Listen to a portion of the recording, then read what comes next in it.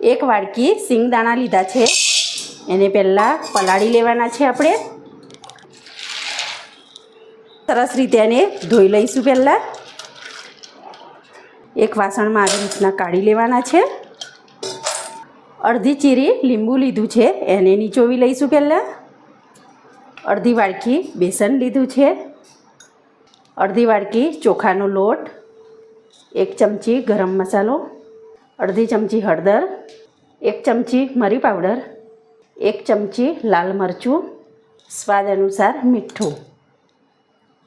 સરસ રીતે એને હલાવી લઈશું.